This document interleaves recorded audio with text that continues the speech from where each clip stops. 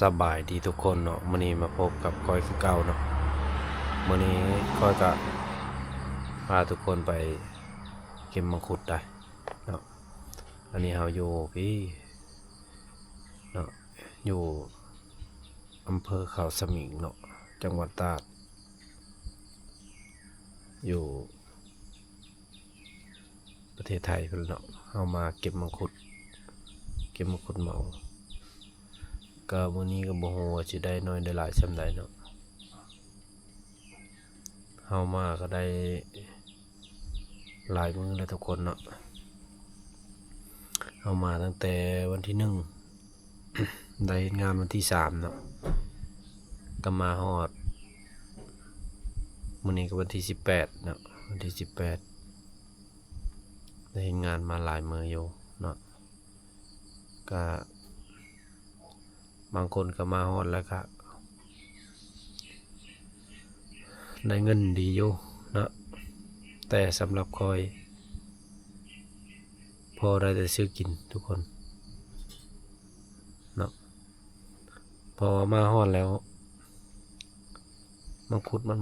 บ่หลายมันบ่ดกนะแล้วก็มันยังสุกน้อยอีกมันยังสุกบ่หลายเนาะก็รอลุ้นต่อไปว่ามันสิสุกหลายหรือบ่ไปมื้อนี้ไปเก็บมังคุดนํกันได้ทุกคนเด้อเนาะมันก็ได้ขึ้นต้นแล้วนะขึ้นลงอยู่นั่นแหละเบิ้นมือมื้อนี้เนาะมังคุดอยู่ประมาณ180ต้นแต่ว่ามันเป็นดกแต่บางกกเนาะบางกกก็บ่ดกเนาะมันเป็นเฉพาะปีนี้ทุกคนปีแต่เก่ามันสิดกเนาะแต่ปีนี้บ่ดกปานใดเนาะแต่ก็สู้ไปมาฮอดแล้วทางใดก็สู้ๆคือเก่าทุกคนเนาะขอบใจได้ทุกคนที่เข้ามาให้กำลังใจเนาะแล้วก็สู้ไปนำกันผ่านจากมื้อนี้มื้อหน้าก็ต้องให้ได้ผ่านคือเก่าทุกคนจังใดก็ให้ได้เงินหมื่นกลับบ้านเด้อทุกคนเด้อไปทำงานนำกันเลยทุกคนมาเอาก็ได้มาฮอดโซนไปที่เรียบร้อยแล้วทุกคนฮอดต้นมังคุดแล้วเนาะไปขึ้นต้นนำกันบัดนี้เตรียมพร้อมอุปกรณ์นี่เนาะไปพร้อมลุยงานมาเก็บมังคุดนี่ปีนต้นเฮ็ดนี่2 หน่วยแดงมาละพอดีงาม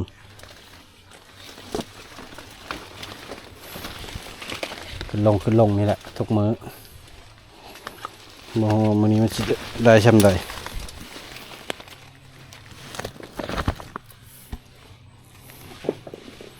เพื่อสิได้เงินแต่ละบาททุกคน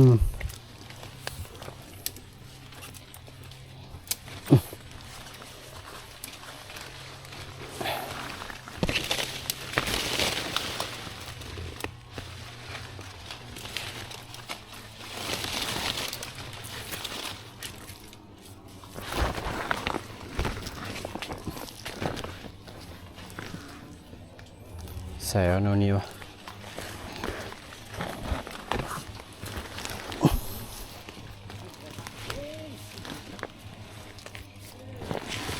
เอาโน่นนี่ก่อน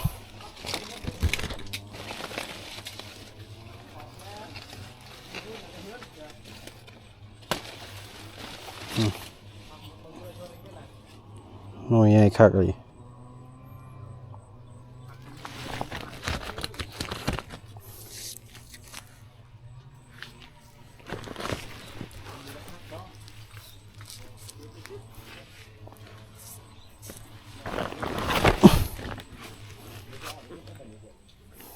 มังคุดมันสุกบ่เสมอ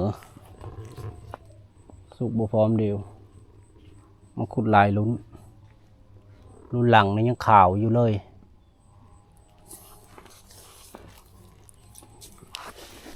พูดละประมาณท้ายเดือนน่าจะเริ่มแก่ อืมกระโดดขึ้นกระโดดลงนี่แหละ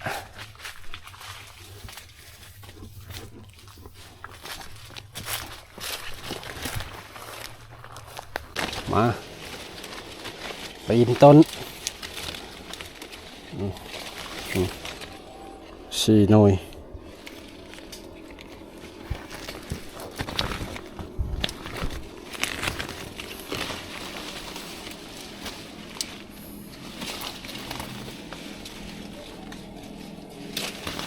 แต่พยายามเอาโน่นอย่างนี้เลยทุกคน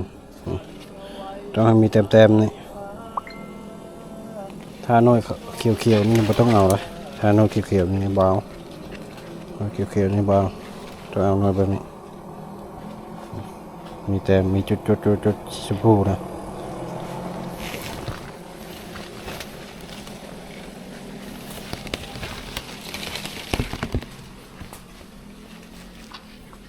ว่ายมางานนี้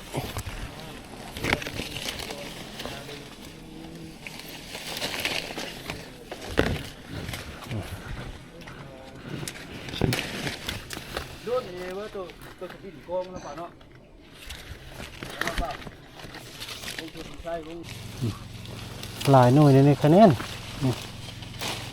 งาน1 3 หน่วย4 หน่วย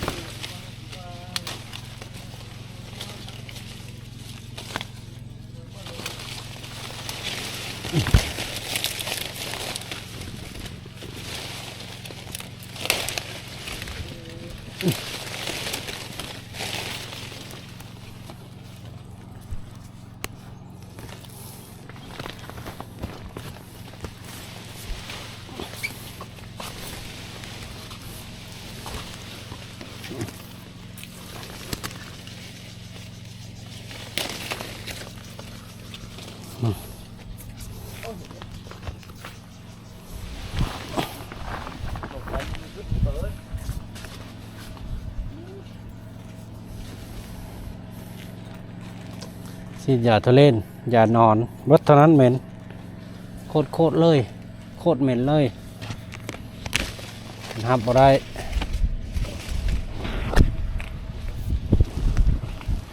จะฉีดยาไกลนี่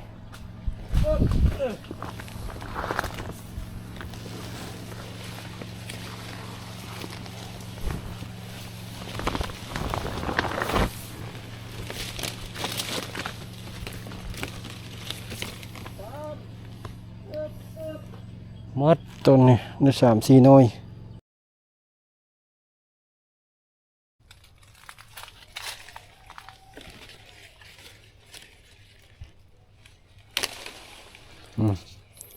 ซ้ำหน่วยนี่หน่วยเต็มๆซ้ำนี่เนาะพอดีงามเนาะพอดีได้น้ำหนักส่วนหลายก็เจ้ามักซ้ำเนียเนาะถ้ามันดำมันอิ่มน่ะ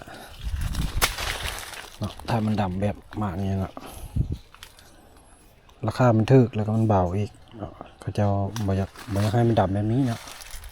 เขาจะให้เก็บแบบนี้มันสิงามกว่าแล้วก็ได้น้ำหนักอีก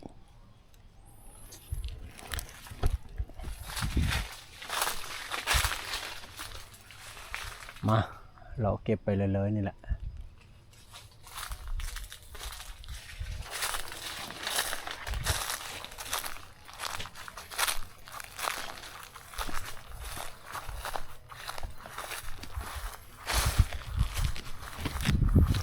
โซนแปลงนี้ก็ประมาณอยู่100 กว่าต้นเนาะแต่ว่ามังคุดปีนี้มันดกเป็นบางต้นนะมันเขาเอิ้นเนี่ยได้มันบ่เต็มดกบ่เต็มต้นบ่เต็มทุกต้นเนาะบางต้นก็งาจนก้องแต่บางต้นก็บ่มีเนาะคือต้นนี้ลายอยู่แต่ส่วนลายมันจะบ่เห็นดอกหมากมันใบมันบังเนาะคือได้แบบนี้นี่ใบมันบัง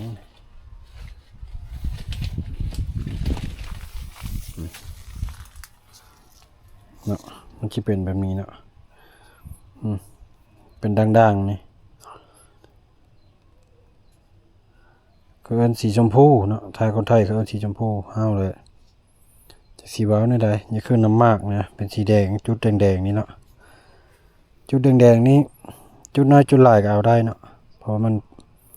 พอดีได้น้ำหนักทุกคนเขาก็เลาะแงนเก็บไปเลยๆนี่แหละอันใดอยู่สูงเขาก็เอาไม้แม่นเอาเนาะถ้าตัวใดต่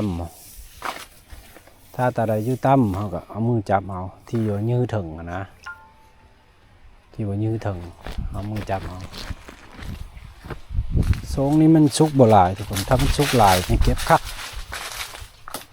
เนาะต้นมันก็สิประมาณนี้เดี๋ยวจะได้ขึ้นเบางต้นมาก่อนมันสิมีอยู่บ่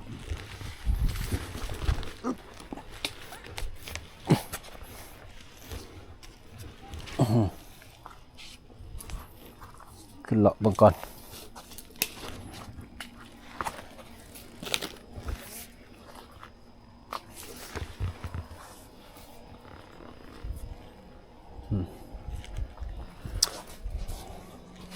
ส่วนหลายมังคุดนี่มันยังขาวอยู่เนาะแล้วมื้อใดมันสิสุกเลย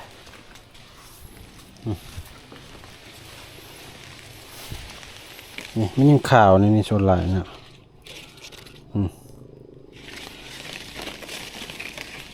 คันแบบนี้ปิดได้เนี่ยทุกคนใช้เบิ่งเด้อสำหรับผู้เก็บมังคุดบ่เป็นเด้อนี่แบบนี้เนาะเก็บได้นี่เอาโลด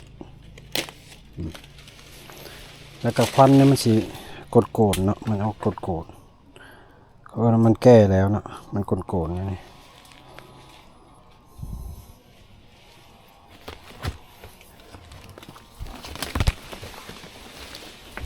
ใครแต่งามันแข็งต้องดกสลานอยู่เนาะแต่เฮ็ดได้ใดมันยังบ่สุกเลยสุกบ่เสมอนะนี่สิให้เบิ่งเอาบ่ดกกระดกอยู่ได้นี่เป็นนี่เห็นบ่หล่นละ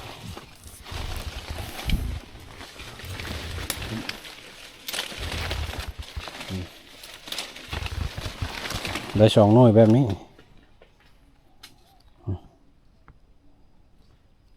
หมดตายยังยับอยู่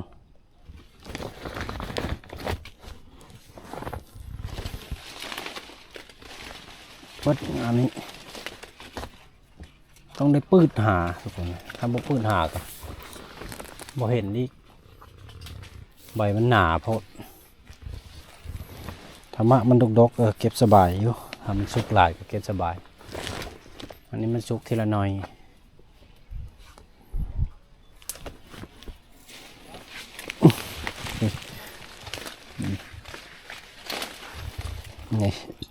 นี่ก็พอดีงาม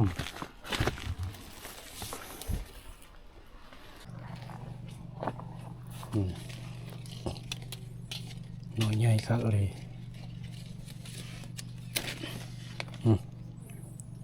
ทั้งพ่นทั้งแดดโอ้ยจะมันซาดตกแดดโย่ฝนก็ได้ตกจากมาพอดีย่อยกิ่งซุ้มแดดออกมาแล้วพอดีเก็บมังคุดยากฟ้ามือตึ๊บแล้วก็บ่เห็นแล้วบัดนี้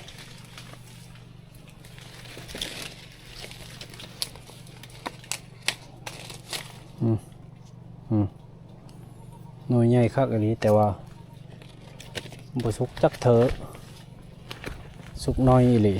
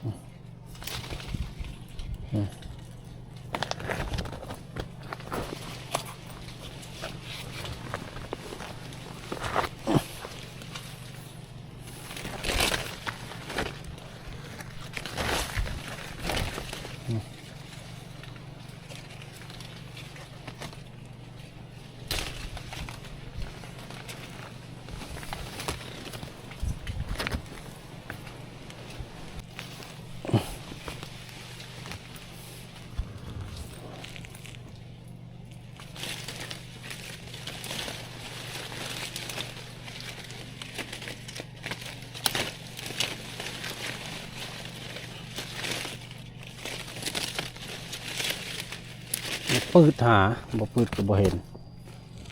หกก็แล้วใบลายเกิน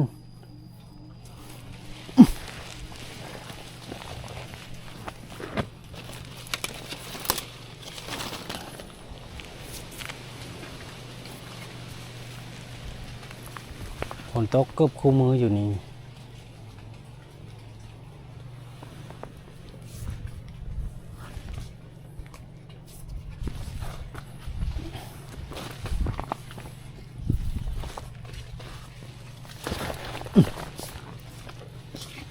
ใช่แล้วหน่วยนี้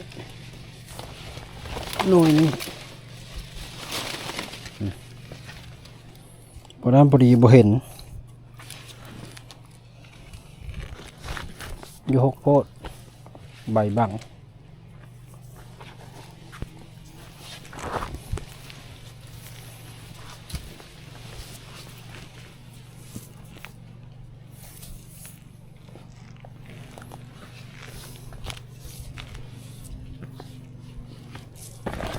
อึ๊บ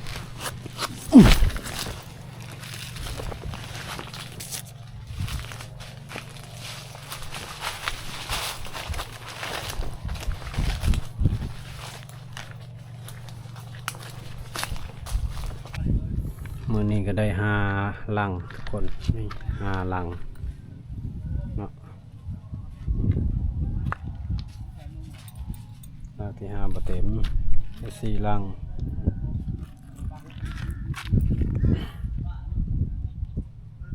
248ประมาณ80-90 โลละลาย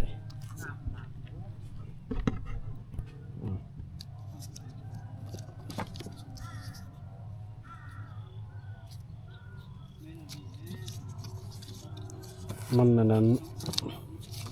น่าจะเบิดลมเลยทุกคน4 ลังพอดีเลยสูงกว้างกว้างปุ๊แมนเบิดโซนมังคุดโซนหลายต้นแต่มากน้อยบัดนี้